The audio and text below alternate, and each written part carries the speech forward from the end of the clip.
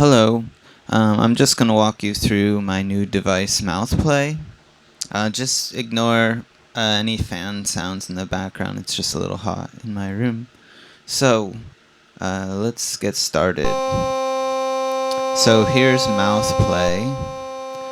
What is mouth play? Well, mouth play, let me turn this down. Mouth play is taking an unconventional, I guess, approach to kind of vocal tract simulation. So,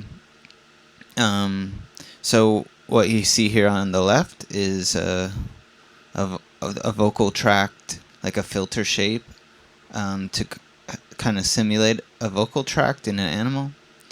And then on the right is the sources. I know it's a bit backwards, but I like this arrangement. And so the right is like the input sounds. And I say unconventional because basically you can shape this tract in ways that are not usually done for simulating a voice. And so you can get anything from kind of voicey animal-like sounds to breathy sounds to glitchy sounds. And I have two different voice types here. One is like a brass model, which sounds a little more voice-like, but one is a FM oscillator, so you can get more synthy sounds like harsh, lush, you name it. You can make sequencers out of this. You can do all kinds of things. So that's kind of a vague description, and so now I'll just go into it. Kind of go through every parameter so that it clears anything up for anyone confused. Alright, great. So let's get started with the tract side, and I'll just start at the top left corner with the size. So this sets the size of the vocal tract. So you see when I make it bigger, there's more points. Okay, so it's not just the size, but it's the number of segments in the tract. So you see when there's just like 2 or 3 or 4, there's only like 4 segments. Right now I can move, but with a bigger size, there's a lot more. So you can get more complex filtering with a bigger size. You also get higher CPU. So, and also the segments. With more segments, it's supposed to be closer to like a larger animal. So, you can change the tuning to get these kind of differences, but also changing the track size could lead you to mimicking different like size animals or whatever. Okay, so that's the size, and then the glide.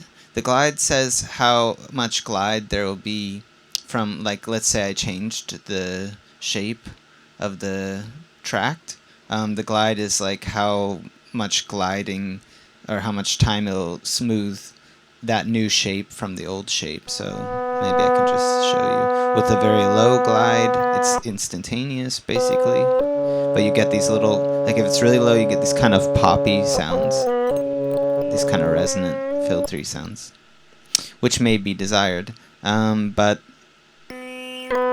with a higher glide, now it'll take longer to update. So, okay, that's really high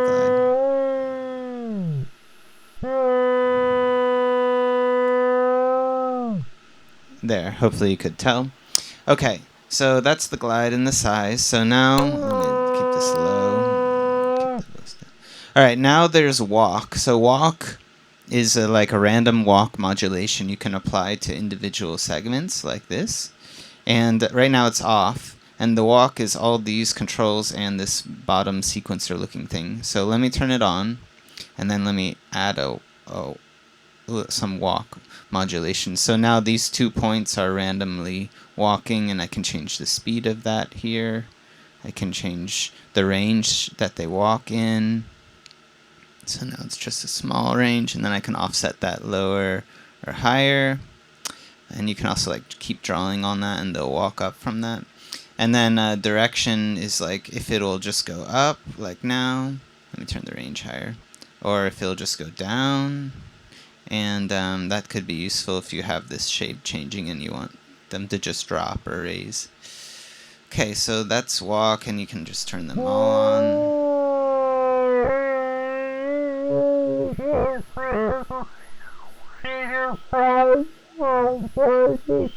Yeah.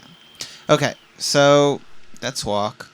And then the other way, these are all just different ways you can change the shape of the tract filter. That's what all this stuff does. So another thing you can do is just rotate the shape around.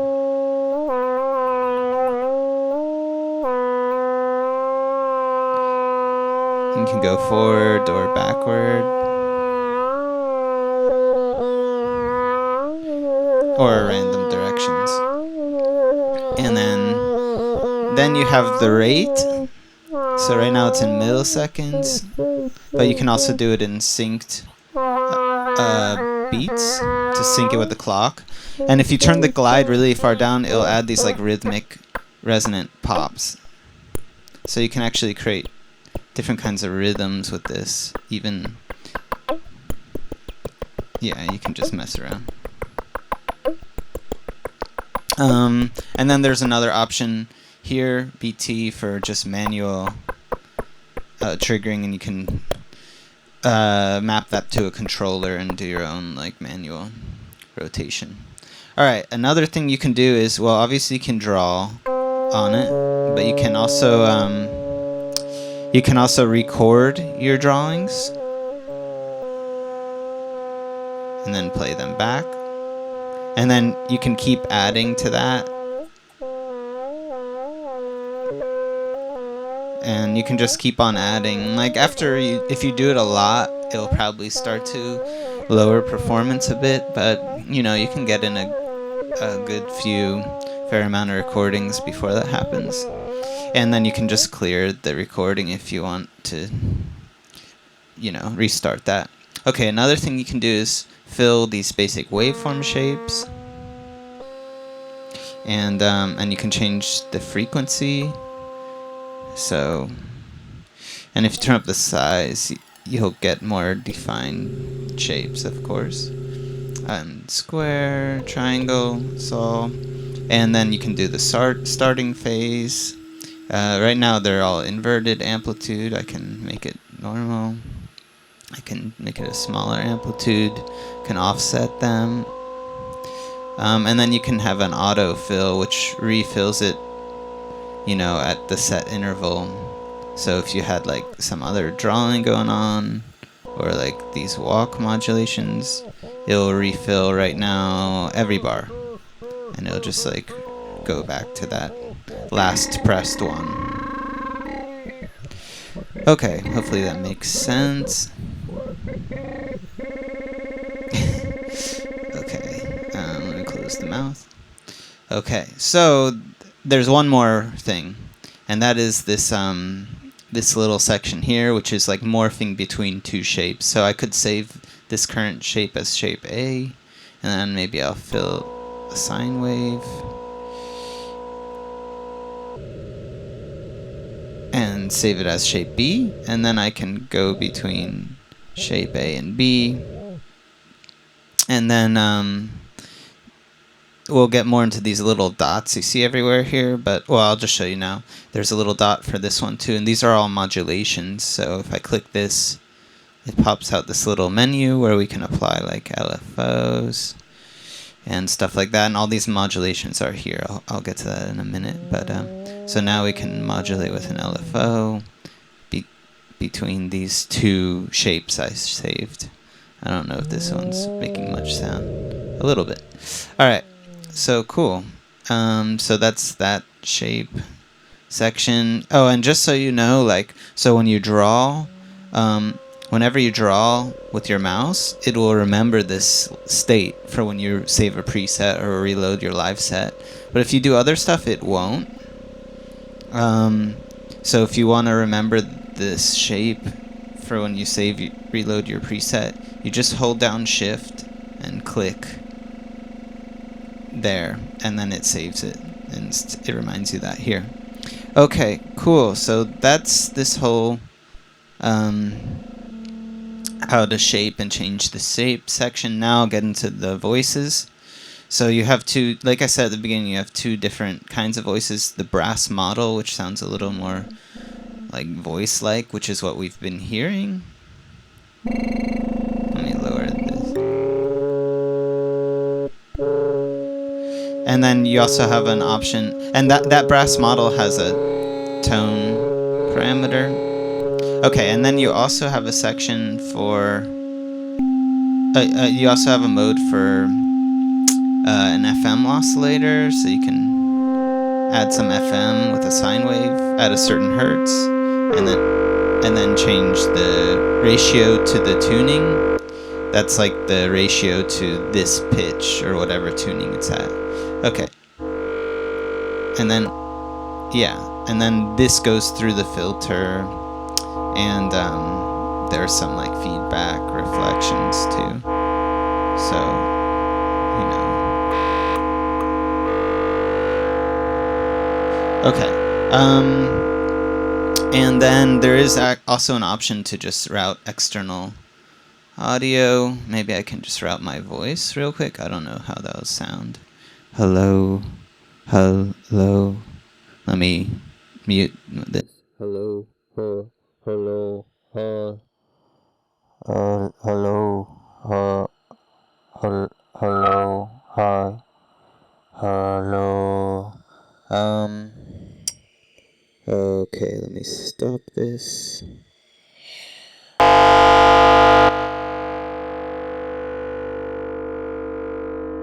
Okay, it didn't really sound very interesting with my voice, but if you send in like richly harmonic content, it'll sound nice.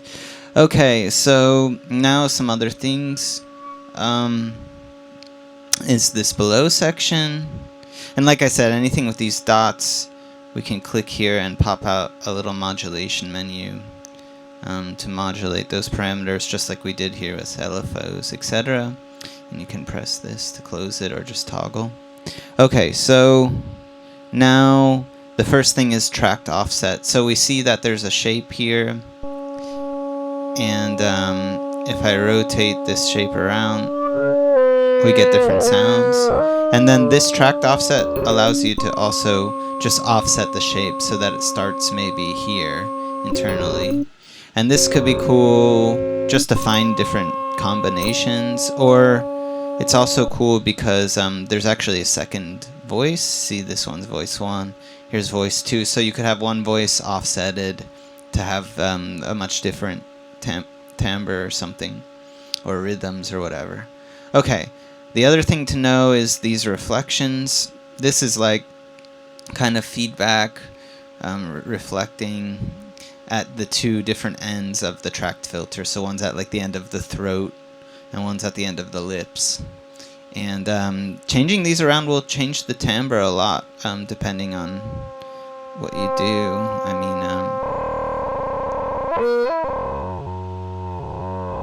so you can really change the sound of the voice here. You can also modulate them.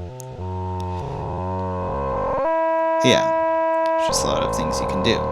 Okay, so, and then you should know that certain combinations of this might cause more silences, just depending on how it all comes together. So just dial something in. Okay, what else? So then we have the root pitch tuning here. And the pitch you see here is not very reliable when we're in the brass model because the tone changes a lot. But it's more reliable in the oscillator mode. You also have fine tuning. You also have the option to just control the pitch with a keyboard, and now I'm pressing keys. Okay. And you can modulate that. And then there's, yeah, so you can modulate that. And then you can also like quantize the scale. So let's do a pentatonic major C. And you can change the tonic here. You can also drop in a scala. So a scala file is like a tuning file. So you can drop in just drop the file, the .scl files. You just drop them right onto this menu, and automatically it will open Scala, and you'll have your own tunings. They could be a different tuning system or a micro tonal tuning, or I don't know, whatever. There's not a lot of options, so it's pretty basic implementation, but you can at least drop in something more than just these options. Okay, and then you have a low pass filter cutoff, because sometimes you'll get like pretty high ringing frequencies you might want to roll off. And then panning and gain. Yeah, and then there's a copy to the other voice function, so this will just copy all of our settings over to the second voice if we want. Now if I turn on, they're actually identical, and I can like offset their pitch or whatever.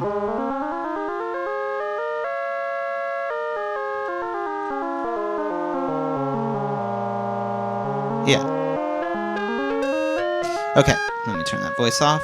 Okay, and then lastly is the modulation section. So it's pretty straightforward. We have 2 LFOs, 2 envelopes. Everything's re-triggered and triggered by incoming MIDI notes. If you have the re-trigger on. You have 2 sequencers, and then they have like a rate and a synchronized rate. So you can have a lot of things on beat. And gliding, this glides the value, this glide time. So yeah, 2 of those, and then 2 function generators. So you can draw a little function. You can have it loop. Make sure to re-trigger it if you're gonna loop it. And this is the total time of the function. And it will be re-triggered. Re-triggers from incoming MIDI notes and from transport starting. Okay, and I think that's everything. There's also a couple secret menus, a few of them actually. I won't give them all away. Maybe I'll just show you one, the cat menu. Let me turn that off. Okay, so yeah, you just have to hit the right parameters to open a secret menu. So let me turn to voice. There we go.